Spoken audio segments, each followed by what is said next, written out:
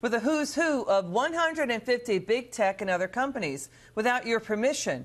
To break it down, let's get to The Hill media reporter Joe Concha. Great to see you, Joe. Liz, good to see you. Okay, here's Facebook. I want you to take this on, Joe. Facebook is saying, hey, wait a second, New York Times, you got it wrong. It's saying that when Netflix and Spotify, if you're on Netflix or Spotify and you want to say to a friend on Facebook, hey, I like this movie or I like this song, and you message it via Facebook, then that's why Netflix and Spotify has to see the messaging. What do you make of their explanation there? Are you buying it? They appear to be saying, Liz, that this is voluntary by their users. Right. I think the problem is that a lot of folks out there don't really trust Facebook right now because so much other information has been exposed, personal information in many cases. So this has just been a horrible year for Facebook. Obviously, their market value is down, what, 215 billion? I think I heard you say earlier. I mean, it's just an incredible number. So then you kind of draw back to perhaps, will this be the same situation we saw with Steve Jobs with Apple? I don't know if a lot of people saw the movies or read the books, but Steve Jobs was actually removed as the company, as the founder of the company. Remember, a company he created in his garage. Right. His own CEO got the board to vote him out. He eventually came back, of course, and saved the company.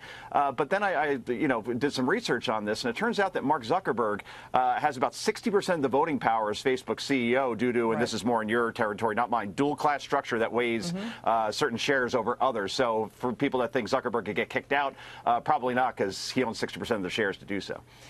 Remember in the beginning of the year, Joe, that Mark Zuckerberg said, hey, January, I'm going to fix Facebook. And it's an understatement to say it's been a rough year. Multiple scandals involving data breaches, key executives quitting or being forced out. And all throughout this apology tour by Zuckerberg and Sandberg that they're going to do better. Where does it end? I mean, even if you break up Facebook, there's going to be people flocking to Facebook and, it could stay the same. I'm not sure how it ends.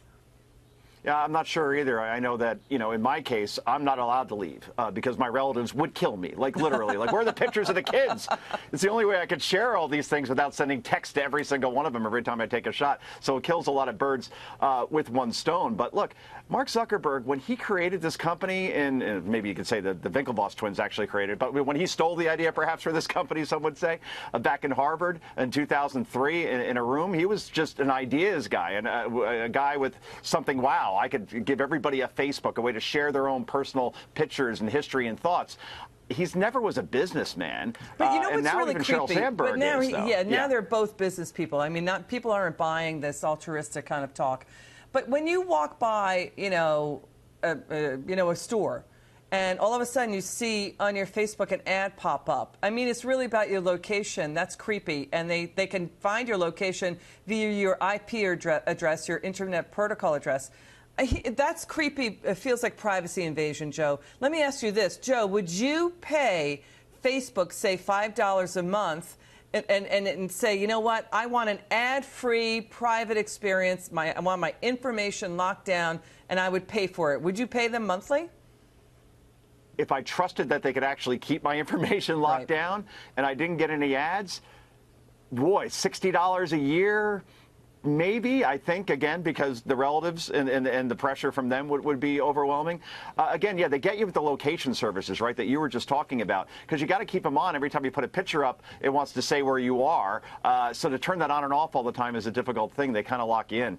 $5, I think a lot of people walk away from that. Anytime something's free, people love it. The minute you put a price tag on it, it doesn't matter what it is, suddenly they don't love it as much anymore. And then some competitors